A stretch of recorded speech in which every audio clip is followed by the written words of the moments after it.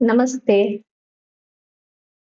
ધોરણ 6 માં વિષય ગણિત એમાં બીજો એકમ છે રેખાઓ અને ખૂણાઓ. એની અંદર આજે ભાગ 3 માં આપનું સ્વાગત છે. ભાગ 2 ની અંદર આપણે રેખાઓ વિશે માહિતી મેળવી હતી અને ખૂણાઓ વિશે માહિતી મેળવી હતી. ત્યાર પછી ખૂણાની અંદર આપણે એક સરળ કોણ વિશે માહિતી મેળવી. સરળ કોણને બે સરખા ભાગ આ રીતે કરીએ તો આપણને એક બે કાટકોણ મળે છે. તો બે પ્રકારના ખૂણાના નામ આપણે જાણ્યા હતા, સરળ કોણ અને કાટકોણ. અને ત્યાર પછી હવે આપણે ખૂણાનું વર્ગીકરણની અંદર આપણે આગળ જે બધા ખૂણાઓ છે એના વિશે આપણે જાણવાનું છે. અહીંયા આપણને ખૂણાનું વર્ગીકરણ માટે એક ચિત્ર આપવામાં આવ્યું છે. એના ઉપર જે સૂચના આપવામાં આવી છે આપણે તેનું વાંચન કરીએ. અહીંયા આપણને ચિત્રમાં દેખાય છે કે 3 જૂથ પાડવામાં આવેલા છે. ખૂણાઓને નીચે બતાવ્યા પ્રમાણે 3 જૂથમાં વર્ગીકૃત કરવામાં આવ્યા છે.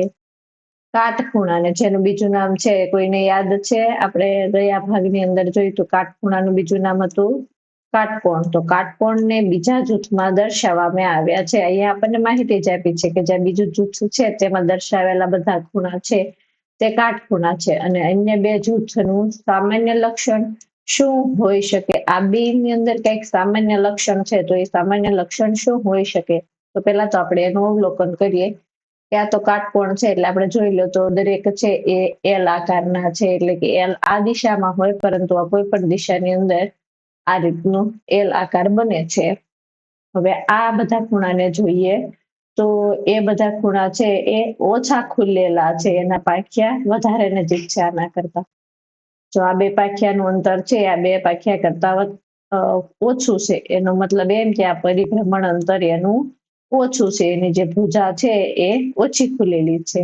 આ બાજુ જોઈએ તો આની જે ભુજ છે કે ભુજા છે એ વધારે ખુલેલી છે, એટલે કે આ પરિભ્રમણ અંતર છે એ એનું વધારે છે. તો આના પરથી આપણને એમ સમજાય છે કે આ બધા છે એ કાટખૂણા છે અને આ એના કરતા કેવા છે? બરાબર નાના છે. અને આ એના કરતા કેવા છે? મોટા છે. તો હવે આપણે આગળ જોઈએ એના નીચે આપણને એનું વર્ણન આપવામાં આવેલું છે કે પહેલા જૂથમાં બધા ખૂણા કાટકોણ કરતા નાના છે. તો એ વાત આપણને સમજાઈ ગઈ. અથવા બીજા શબ્દમાં કહીએ તો એક પૂર્ણ આટાના ચોથા ભાગ કરતા ઓછા છે. આ વાતને સમજવી હોય તો આપણે એક ચિત્ર જોઈએ કે પૂર્ણ આટો જે આપણે ગયા ભાગની અંદર જોયો હતો એનો અડધો આટો એટલે સરળ કોણ બને છે. અને આ જે સરળ કોણ બન્યો છે એ સરળ કોણનો અડધો ભાગ એટલે કે આખા આટાનો ચોથો ભાગ એટલે કાટકોણ બન્યો. અને આ કાટકોણ એટલે કે ચોથા ભાગ કરતા છે આ બધા છે કેવા છે? નાના છે. આવા ખૂણાને લઘુકોણ કહે છે. આવા ખૂણાને શું કહેવાય? લઘુકોણ કહેવાય છે. તો આ બધા છે તે લઘુકોણ છે. આનું નામ છે લઘુકોણ. આપણે જો એના ખાનામાં લખવું હોય તો અહીંયા આપણે લખી શકાય કે આ બધા કેવા છે? લઘુકોણ. હવે બાજુમાં ખાનું જે આપ્યું છે એના વિશેની માહિતી આપી છે કે ત્રીજા જૂથમાં બધા ખૂણા કાટકોણ કરતા મોટા છે, એટલે કે આના કરતા બધા મોટા છે, પરંતુ આ બધા સરળ કોણ કરતા કેવા છે? નાના છે. સરળ કોણ એટલે આખો આટો છે એનો અડધો આટો, પણ એના કરતા બધા નાના છે, અડધા આટા કરતા નાના છે. તેમનો એક આટો ચોથા ભાગ કરતા વધુ, આ ચોથો ભાગ છે, આના કરતા કેવો છે? વધુ છે. અને સરળ કોણ છે એ અડધો ભાગ છે તો એના કરતા ઓછો છે. અને આ ખૂણાને ગુરુકોણ કહે છે. તો આ બે ના નામ જોયા આપણે, લઘુકોણ અને ગુરુકોણ.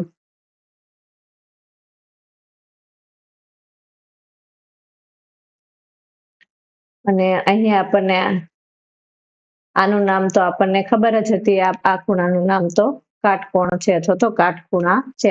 અત્યારે આપણે નવા બે ખૂણાના નામ શીખ્યા, લઘુકોણ અને ગુરુકોણ. હવે આપણે એના નામ પરથી જ આપણને અને એનું લક્ષણ ખબર પડી જાય છે. આપણે જેની આગળ ચર્ચા આવે છે કે ઉપરની આકૃતિમાં લઘુકોણ, કોણ, ગુરુકોણ અને સરળ કોણ ઓળખો. તો એને આપણે ઓળખી જ લીધા છે. આ લઘુકોણ છે, આ કાટકોણ છે અને આ ગુરુકોણ છે. આની અંદર એક પણ સરળ કોણ એટલે કે આ સીધી રેખા બનાવતો હોય એવો એક પણ ખૂણો છે નહીં, એટલે આમાં કે સરળ કોણ છે નહીં.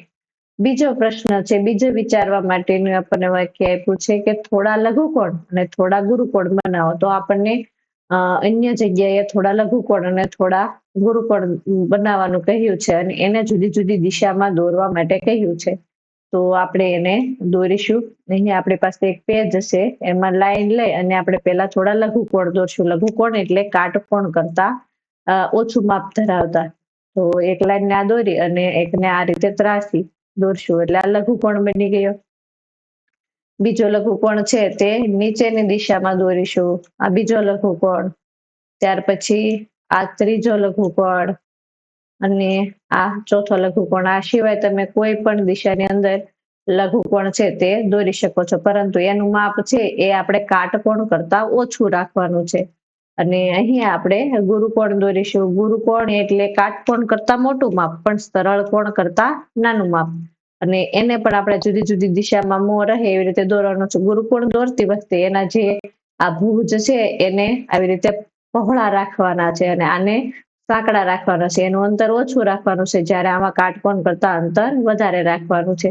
બીજી દિશામાં આપણે દોરીશું. તો આ રીતે ઢાળ રહે એ રીતે દોરવાથી અહીંયા આપણને ગુરુકોણ બનેલો દેખાય છે. આ લીટી છે એને ઉપરની તરફ અને આને આ રીતે ત્રાસી તરફ દોરવાથી એક અલગ દિશામાં આપણને ગુરુકોણ બનેલો દેખાય છે. આ બીજો ગુરુકોણ છે. આ સિવાય આપણે અલગ ગુરુકોણ છે તે દોરી શકીએ છીએ. તો આ હતા લઘુકોણ અને આ હતા ગુરુકોણ છે. આ છે કાટકોણ કરતા નાના છે અને આ બધા છે કાટકોણ કરતા મોટા પણ સરળ કોણ કરતા નાના છે. હવે આપણે આગળ એકમમાં વધીએ. શું તમે જાણો છો લઘુકોણ અને ગુરુકોણ શબ્દનો અર્થ શું છે? તો હા, આપણને એના નામ પરથી જ ખબર પડે છે, પરંતુ આપણને અહીંયા એની માહિતી આપવામાં આવી છે કે લઘુનો અર્થ થાય છે નાનો. જે લઘુ છે એનો અર્થ થાય છે નાનો અને જે ગુરુ છે એનો અર્થ થાય છે મોટો. લઘુ એટલે નાનો અને ગુરુ એટલે મોટો. તમને લાગે છે કે આ શબ્દો શા માટે પસંદ કરવામાં આવ્યા હશે? તો હા, અમને લાગે છે કે જે આ કાટકોણ કરતા નાનો એટલે લઘુ અને કાટકોણ કરતા મોટો એટલે ગુરુ, એટલે આવા જે શબ્દો છે એ પસંદ કરવામાં આવ્યા છે. તો ત્રીજો પ્રશ્ન છે અહીંયા પૂરો થયો. હવે ચોથા પ્રશ્ન તરફ વધીએ. તો ચોથા પ્રશ્નમાં આપણને અહીંયા આકૃતિ આપવામાં આવેલી છે અને નીચેની દરેક આકૃતિમાં કેટલા લઘુકોણ છે એવો આપણને પ્રશ્ન આપ્યો છે કે આ જે આકૃતિ આપી છે એમાં કેટલા લઘુકોણ છે. તો લઘુકોણ એટલે કાટકોણ કરતા નાના. તો અહીંયા જે બધા ખૂણા આપણને દેખાય છે તો આપણને એને જોઈને જ ખબર પડે છે કે આ બધા કાટકોણ કરતા કેવા છે? નાના છે. અહીંયા ત્રિકોણ કેટલા છે? આ એક ત્રિકોણ છે. તો ત્રિકોણ એક છે અને એની અંદર ખૂણા કેટલા થયા? 3 ખૂણા થયા છે. હવે આની અંદર આપણે ખૂણા ગણવા જઈએ, બાજુમાં જે બીજી આકૃતિ થઈ તો એની અંદર આ 1, 2, 3, 4, 5, 6, 7, 8, 9, 10, 11 અને 12 ખૂણા થયા. પરંતુ આપણે એને બીજી રીતે ગણતરી કરીએ કે એક ત્રિકોણ તો 3 ખૂણા. તો આની અંદર ત્રિકોણ ગણીએ 1, 2, 3 અને 4. તો 4 ત્રિકોણ છે એના કેટલા ખૂણા થાય? તો કે એક ત્રિકોણના 3 એટલે 4 નો આપણે 3 સાથે ગુણાકાર કરીએ તો 12 ખૂણા આપણને બહુ સરળથી મળી ગયા. તો એક ત્રિકોણ તો 3 ને 4 ત્રિકોણ તો 12. આની અંદર આપણે ગણતરી કરવી હોય તો ખૂણાની ગણતરી આપણને વધારે સમય લાગે, એના કરતા આપણે ત્રિકોણની ગણતરી કરી લઈએ. 1, 2, 3, 4, 5, 6 અને 7 ત્રિકોણ છે. તો 7 ત્રિકોણ છે અને એક ત્રિકોણની અંદર કેટલા ખૂણા છે? 3. તો 7 નો ગુણાકાર 3 સાથે કરવાથી આપણને ખબર પડી જાય કે આની અંદર કેટલા લઘુકોણ છે? 21. તો પેલી આકૃતિમાં 3, બીજીમાં 12 અને ત્રીજીમાં 21 લઘુકોણ છે. હવે આને બીજો પ્રશ્ન આપણને આપ્યો છે કે હવે પછીની આકૃતિ કઈ હશે? તો આના પછી આકૃતિ કઈ આવે અને તેમાં કેટલા લઘુકોણ હશે? શું તમને અહીંયા સુધીનો બીજો પ્રશ્ન છે કે પહેલો પ્રશ્ન કે હવે પછીની આકૃતિ કઈ હશે અને બીજો પ્રશ્ન એમાં કેટલા લઘુકોણ હશે, અને શું તમને સંખ્યામાં કોઈ પેટર્ન દેખાય છે? તો એક પછી એકનો આપણે ઉત્તર મેળવતા જઈશું. હવે પછીની આકૃતિ કઈ હશે? તો આપણે હવે પછીની આકૃતિ છે એ અહીંયા દોરીશું. તો સૌ પ્રથમ આપણને એક ત્રિકોણ આપવામાં આવ્યો હતો અને ત્યાર પછી એ ત્રિકોણમાં એક ઊંધો ત્રિકોણ દોરવામાં આવ્યો હતો. આકૃતિ જોઈએ તો એમાં એક ઊંધો ત્રિકોણ દોરેલો હતો અને જે ત્રીજી આકૃતિ હતી એની અંદર એક સીધો ત્રિકોણ દોરેલો હતો. તો હવે પછી આપણે એના પછીની આકૃતિ દોરવી હોય તો શું કરવું પડશે? પેલા સીધો, ઊંધો, સીધો. તો હવે આપણે કેવો દોરશું? બરાબર, ઊંધો ત્રિકોણ દોરી દઈશું. તો આપણે અહીંયા એક ઊંધો ત્રિકોણ દોરી દીધો. તો આ હવે પછીની જે છે એ આ આકૃતિ તૈયાર થઈ ગઈ છે. હવે આકૃતિ તૈયાર થઈ ગઈ, પરંતુ આપણને આની અંદર બીજો પ્રશ્ન પૂછ્યો છે, એનો જવાબ આપણે મેળવતા જઈએ કે આની અંદર કેટલા ખૂણા છે. તો ખૂણા ગણતા પહેલા આપણે એના ત્રિકોણ જ ગણી લઈએ કે ત્રિકોણ કેટલા થશે. તો 1 2 3 4 5 6 7 8 9 ને 10 ત્રિકોણ. તો 10 ત્રિકોણ થયા તો એના ખૂણા કેટલા થશે? તો આપણે અહીંયા એની ગણતરી કરી દઈએ. જો પેલાની અંદર એક ત્રિકોણ તો 3 ખૂણા, 4 ત્રિકોણ તો 12 ખૂણા, 7 ત્રિકોણ તો 21 ખૂણા. અને હવે પછી જે આપણે આકૃતિ દોરી એની અંદર કેટલા ત્રિકોણ છે? 10. 10 ત્રિકોણ તો કેટલા ખૂણા થઈ જશે? 10 ગુણ્યા 3 એટલે 30. તો અહીંયા જે આપણને પેલો પ્રશ્ન હતો આકૃતિ કઈ હશે, તો આકૃતિ આપણે તે પેલી દોરી દીધી. હવે એમાં લઘુકોણ કેટલા હશે? તો લઘુકોણ આપણે મેળવી લીધા. શું તમને સંખ્યામાં કોઈ પેટર્ન દેખાય છે? તો અહીંયા જે બધી સંખ્યા આવી 3 12 21 અને 30 એની અંદર કોઈ પેટર્ન દેખાય છે? તો જો પેલા આપણે સંખ્યાને નજીક નજીક લખી દઈએ કે 3 3 પછી 12 12 પછી 21 21 પછી 30. તો સંખ્યાને એક નજરે જોઈએ ને તો એની અંદર કઈક ઉમેરો થતો જાય છે, મોટી મોટી થતી જાય. પરંતુ એની અંદર કેટલાનો ઉમેરો થાય છે? તો કે 3 ની અંદર 9 નાખ્યા તો 12 થયા. તો બરાબર. હવે બીજામાં 12 માં કેટલા નાખ્યા? તો 21 થયા. તો 12 ની અંદર આપણે 9 નાખીએ તો 21 થાય. તો આ બે સમાન છે. તો શું 21 માં 9 નાખીએ તો 30 થઈ જાય?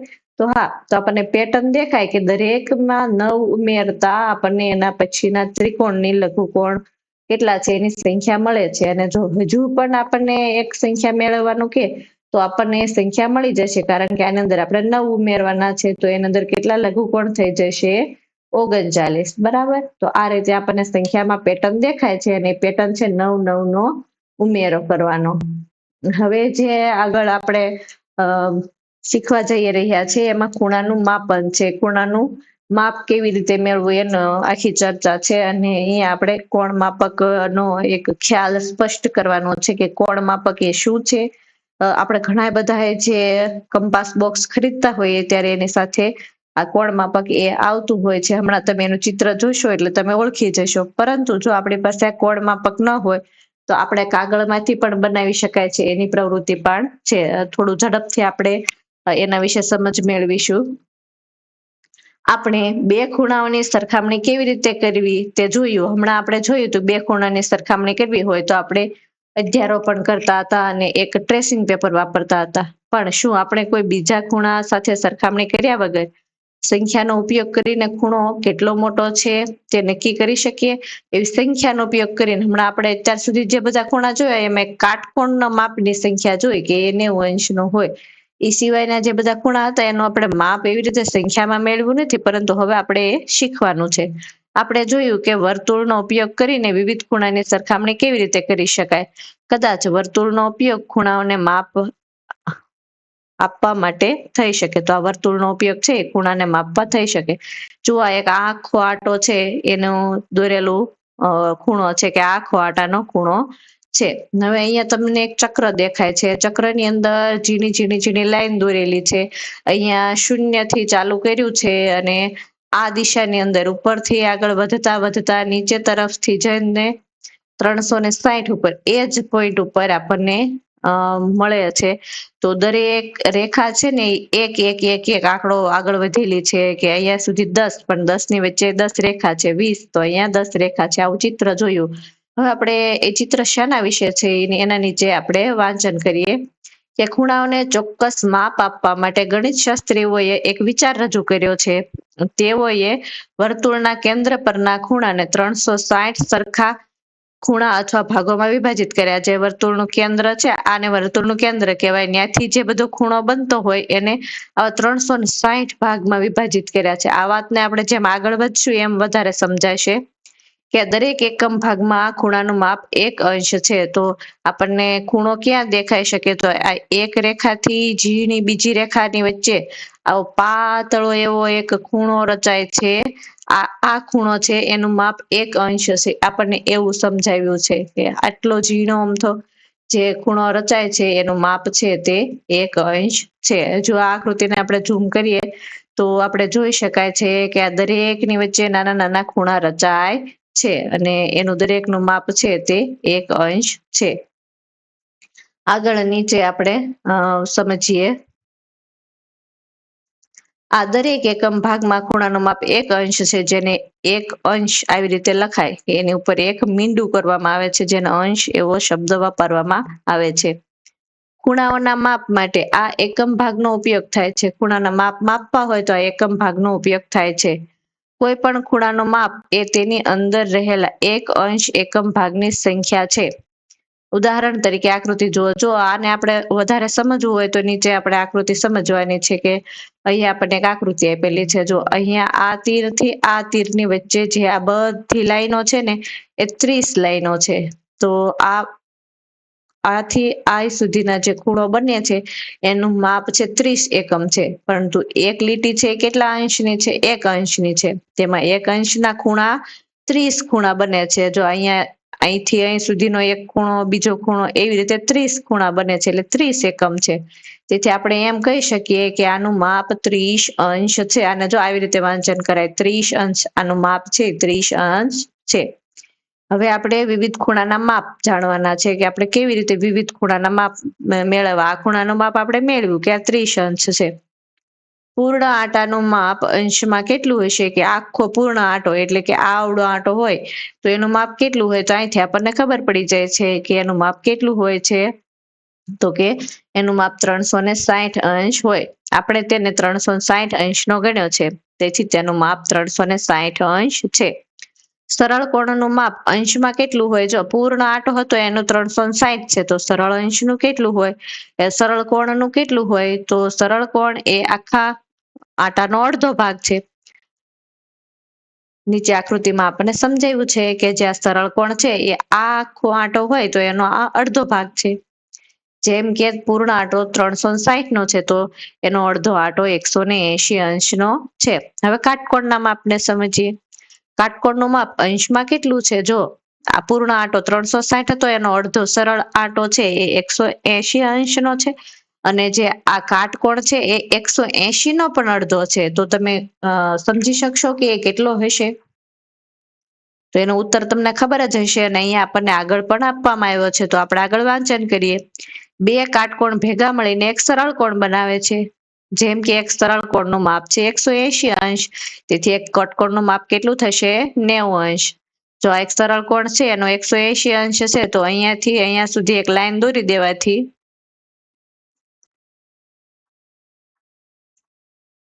આમ સીધી રેખા દોરી દેવાથી આપણે સરળ કોણના કેવા ભાગ કર્યા? 2 સરખા ભાગ કર્યા. તો 180 ના 2 સરખા ભાગ એટલે કેટલા થઈ જાય? 90. તો કાટકોણનું માપ છે 90 અંશ હશે. જો અહીંયા આપણને સમજાવ્યું છે આ સરળ કોણ છે AOB, એનો આ રેખા છે એને અહીં લઈ લીધી ને એનો ભાગ પાડી દીધો એટલે આ કાટકોણ બની ગયો. તો 180 નો અડધો ભાગ એટલે 90 અંશ.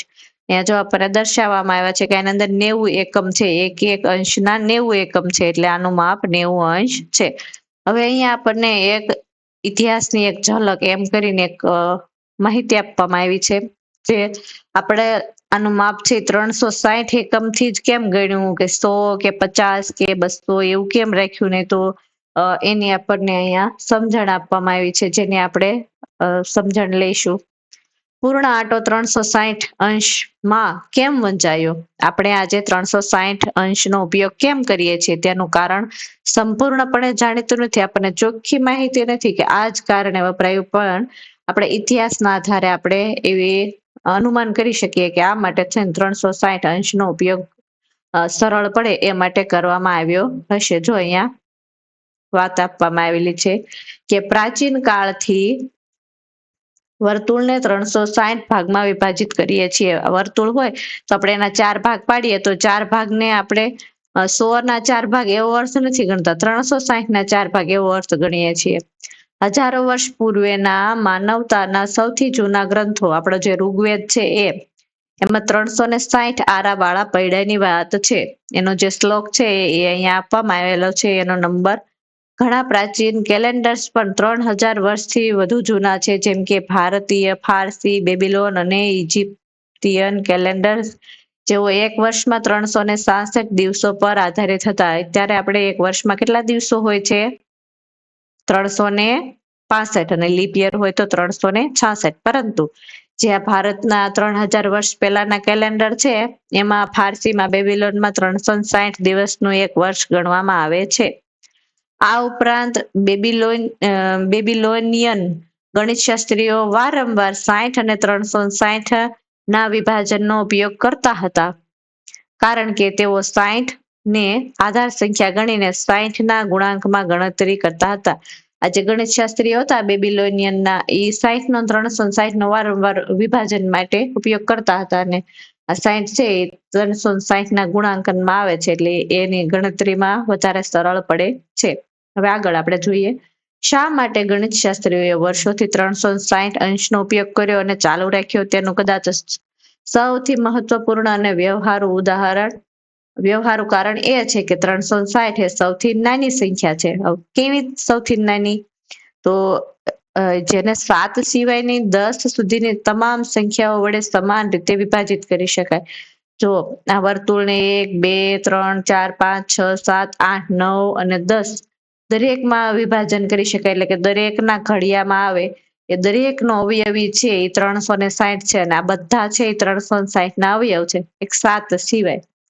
તો એવી બીજી એક આનાથી નાની એક એવી સંખ્યા નથી કે જે આ બધાના અવયવી હોય, એટલે કે આ બધા એના ઘડિયામાં આવતા હોય. બીજા અર્થમાં કહીએ તો આનાથી આને નિશેષ ભાગી શકાય. જો સમાન ભાગમાં કોઈ પણ વિભાજિત કરી શકે એવી બીજી કોઈ આનાથી નાની સંખ્યા છે નહીં, અને દરેક વિભાજનમાં અંશની આખી સંખ્યા મળે છે. નોંધો કે 360 એ 12 વડે સામાન્ય વિભાજ્ય છે કે નહીં? આપણને પ્રશ્ન પૂછ્યો છે કે 360 ને છે એ 12 વડે ભાગાકાર કરો તો શું એ નિશેષ ભાગી શકાય છે, એટલે કે સમાન રીતે ભાગી શકાય? જ્યારે ભાગાકાર કરીએ તો અંતમાં છે શૂન્ય ન વધે એ રીતે આપણે ભાગાકાર કરી શકાય. તો આપણે અહીંયા બાજુમાં ભાગાકાર કરીશું 360 ભાગ્યા 12. તો 12 નો ઘડિયો આપણે બોલીએ, બે સંખ્યા લઈશું, તો 12 ગુણ્યા 3, 12 તેરી 36, અને 36 માંથી 36 બાદ થાય તો શૂન્ય. ઉપરથી શૂન્ય નીચે ઉતારશું. હવે આગળ ભાગ ચાલશે નહીં, એટલે એ શૂન્યને આપણે અહીંયા ઉપર ચડાવી દઈશું. તો જો અહીંયા આને નિશેષ ભાગી શકાણો, અહીંયા કોઈ શેષ વધી નહીં, તો હા, આપણે 360 ને 12 વડે નિશેષ ભાગી શકીએ છીએ, એટલે કે સમાન ભાગ પાડી શકીએ છીએ. જે એક વર્ષના મહિનાની સંખ્યા છે, જો આ છે ને, એક મહિનામાં કેટલા દિવસ હોય છે? 12, અને દરેક મહિનામાં 30 દિવસ હોય, એટલે કે 12 મહિનાના 30 દિવસ લેખે 360 એવી રીતે એને ગણતરી કરી છે. હજુ 24 વડે પણ, જે એક દિવસના કલાકની સંખ્યા છે, આ બધા તથ્યો છે એ 360 સંખ્યાને ખૂબ ઉપયોગી છે. આને 12 વડે ભાગી શકાય ને, તો એને 24 વડે પણ ભાગી શકાય, કે 12 ના બમણા 24 છે, તો અહીંયા આપણને 15 સંખ્યા મળશે, અને એને પણ ભાગી શકાય. આ 24 શું છે? તો કે એક દિવસના કલાકની સંખ્યા છે, તો કલાકને પણ આ રીતે આપણે 24 ના અંકથી એને વિભાજન કરી શકાય છે, એટલે કે એમાં પણ એનો આપણે ઉપયોગ કરી શકાય છે. તો કલાકોની ગણતરી કરતી વખતે અને દિવસોની ગણતરી કરતી વખતે બહુ સરળ પડે છે 360, એટલે 360 એને વધારે ઉપયોગમાં લેવામાં આવેલો છે. હવે નીચેના વર્તુળને 1, 2, 3, 4, 5, 6, 7, 8, 7 નહીં લીધેલો, 8, 9, 10 અને 12 ભાગોમાં વિભાજિત કરવામાં આવ્યું છે. પરિણામે મળતા ખૂણાનું માપ શું છે? નિર્દેશિત ખૂણાની નજીકના અંશ માપ લખો. એકદમ ચોક્કસ માપ નહીં મળે આપણને ક્યાંક, પરંતુ આપણને એના નજીકના અંશ છે એનું માપ લખવાનું છે. અહીંયા આપણને દરેક ના વર્તુળ આપવામાં આવેલું છે, તો કે પેલા વર્તુળની અંદર છે એ આખો આંટો ફરેલો છે, તો આપણે એનું માપ લખીશું, તો એનું માપ કેટલું છે? તો કે 360 અંશ. બીજું ચિત્ર, એટલે કે અહીંયા જો બે ભાગ પાડવામાં આવ્યા છે, તો 360 ના 2 ભાગ એટલે 180 અંશ. ત્રીજા ચિત્રની અંદર 3 ભાગ પાડવામાં આવ્યા છે, તો 360 નો 3 વડે ભાગાકાર કરે તો કેટલો જવાબ આવી જશે? 360 ના 3 ભાગ છે, તો એના જવાબ આવશે 120 અંશ. ત્યાર પછી 4 સરખા ભાગ, તો 4 સરખા ભાગ તો આપણને ખબર જ છે કે 90 અંશ. હવે 5 સરખા ભાગ પાડ્યા છે. જો આપણને મૌખિક ગણતરી ન આવડે તો આપણે 360 ના 5 સરખા ભાગ પાડી દઈએ તો એનો જવાબ આપણને મળે છે 72. તો 72 અંશ છે. દરેકની ઉપર આપણે અંશનું નિશાન કરીશું. ત્યાર પછી 360 ના 6 સરખા ભાગ પાડ્યા છે તો આપણને મૌખિક ગણતરી આવડી જશે. 360 ભાગ્યા 60 તો 60 અંશ. ત્યાર પછી એના 8 સરખા ભાગ પાડવામાં આવ્યા છે તો 360 ના 8 સરખા ભાગ પાડવાથી આપણને સંખ્યા મળે છે 45.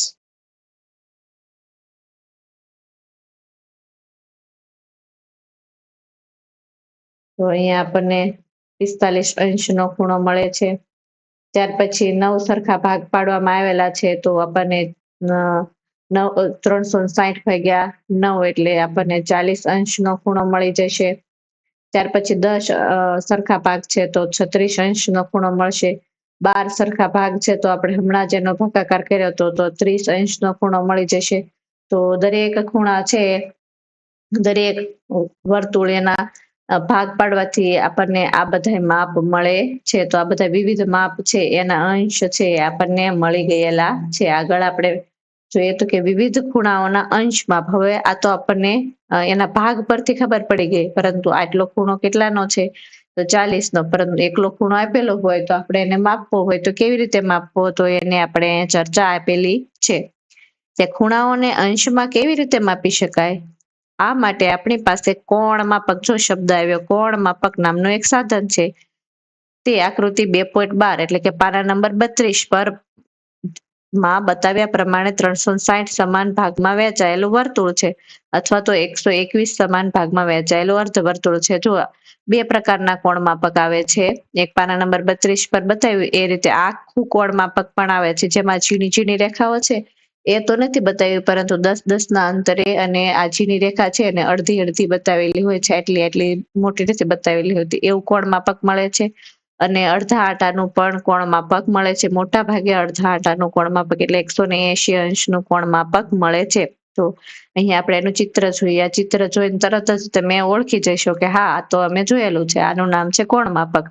પણ અહીંયા આપણને જો અંક વગરનું કોણ માપક આપ્યું છે. શરૂઆતમાં આપણે એને સમજવા માટે આપણને અંક વગરનું કોણ માપક આપવામાં આવેલું છે. અહીં એક કોણ માપક છે. શું તમે કેન્દ્રમાં 180 અંકમાં વહેંચાયેલો સીધો ખૂણો જોઈ શકો છો?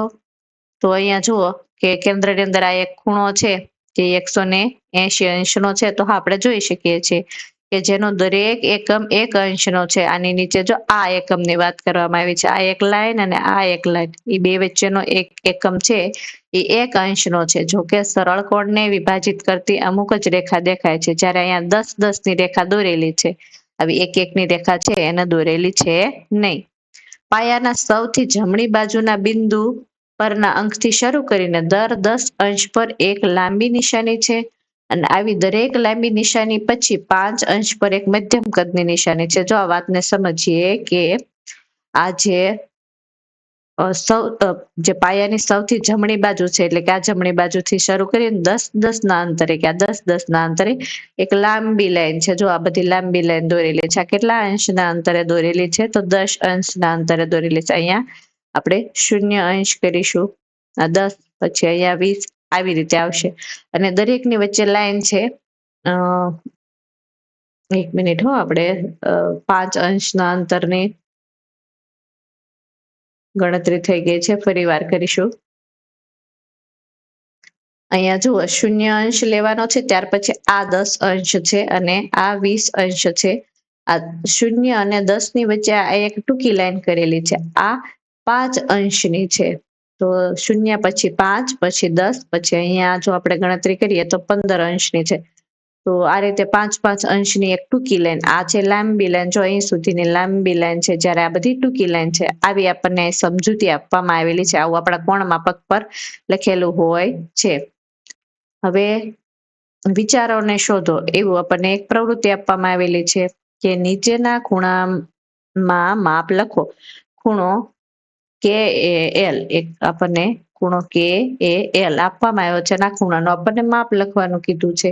એના માટે આપણને થોડી અહીંયા સૂચના આપી છે કે જુઓ કે આ ખૂણાનું શિરોબિંદુ એટલે કે આ ખૂણાનું શિરોબિંદુ કોણ માપકના કેન્દ્ર પર બંધ બેસતું થાય છે. જો આ શિરોબિંદુ હંમેશા કોણ માપકના કેન્દ્ર પર બંધ બેસતું હોવું જોઈએ. તેથી કે એ અને એ એલ, જો આ કે એ જોઈ શકો છો તમે, આ કે એ અને એ એલ એની વચ્ચેના એક અંશના ખૂણાના એકમોની સંખ્યા એટલે કે આ બે ની વચ્ચે જેટલા એક અંશના ઝીણા ઝીણા એકમોની સંખ્યા છે એ ખૂણા કે એલ નું માપ છે. પરંતુ આપણે એને ઝીણી ઝીણી ગણતરી કરવાની તકલીફ પડે છે. એના બદલે આપણે આવી રીતે 10, 20 અને 30 એમ મોટા મોટા જે લાઈનો છે આ 1, 2 અને 3 એની ગણતરી કરી લઈએ તો આપણને સમજાઈ જાય છે કે આનું માપ કેટલું છે, 30 અંશ છે. અહીંયા પણ આપણને ગણતરી કરીને માપ આપી જ દીધેલું છે કે ગણતરી કરીને આપણે ખૂણો KAL બરાબર 30 અંશ મળે છે.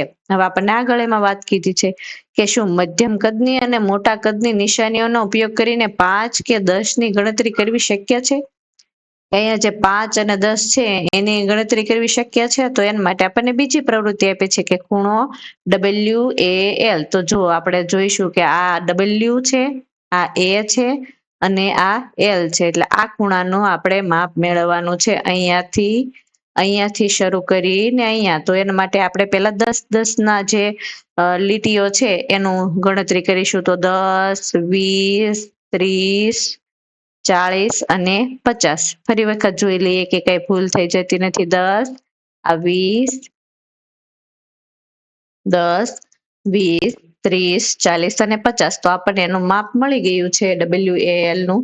તો આપણે એની બાજુમાં લખી દઈએ છીએ કે WAL બરાબર 50 અંશ. અને બીજું આપણને આપેલો છે ખૂણો TAK. તો જો અહીંયા ટી આપવામાં આવેલો છે, નીચેની સાઈડ આ ટી, પછી આ એ અને અહીંયા ઉપરની સાઈડ કે આપવામાં આવેલો છે, TAK. તો આપણે એનું માપ ગણીશું. તો એનું માપ ગણતી વખતે અહીંયાથી 10, 20, 30, 40, 50, 60, 70, 80, 90, 100, 110 અને 120.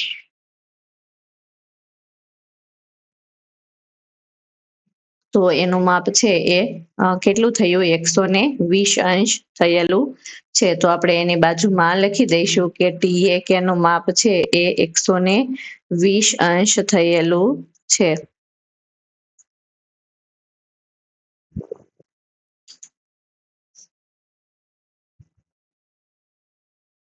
હવે આગળ કે એક સાથે અંક સાથેનું કોણ માપક. આગળ છે પારા નંબર 36 ઉપરથી આપણે અંક સાથેના કોણ માપકની ચર્ચા કરવાની છે. પરંતુ આજે આપણે અહીં સુધી રાખીશું. આજનો આપણે જે અભ્યાસ કર્યો છે એનો આપણે એક વખત રિવ્યુ લઈ લઈએ. આપણે એક વખત વિહંગાવલોકન કરી લઈએ કે આજે આપણે છે એ ખૂણાઓના બે નવા નામ શીખ્યા છીએ. પેલો આપણે ગઈકાલે સરળ કોણ અને કાટકોણ શીખ્યા હતા. ત્યાર પછી આજે લઘુકોણ અને ગુરુકોણ એવા નામ શીખ્યા. અને અહીંયાથી લઘુકોણની આપણે ગણતરી કરી અને એમની અંદર પણ આપણે પેટર્ન જોઈ જે આપણે આનાથી પહેલો પાઠ ભણ્યા હતા એનું એક પુનરાવર્તન થઈ ગયું. ત્યાર પછી આ ખૂણાને માપવા માટેની આપણે એક નવી રીત અને નવું સાધન કોણ માપક વિશે જાણવાના છીએ. અને એની આપણે શરૂઆત કરી દીધી છે કે આ કોણ માપક છે એ આપણે કેવું દેખાય છે. આપણને હજુ એના પર અંક લખેલા છે એ જોયા નથી, પરંતુ છતાંય આપણે એના પર જે આ બધી રેખાઓ દોરેલી હતી અંશના માપ, એના આધારે આપણે બે ખૂણાના માપ છે એ મેળવી લીધેલા છે. આજના ભાગમાં આપણે અહીંયા સુધી જ રાખીશું. આપ સૌનો ખૂબ ખૂબ આભાર.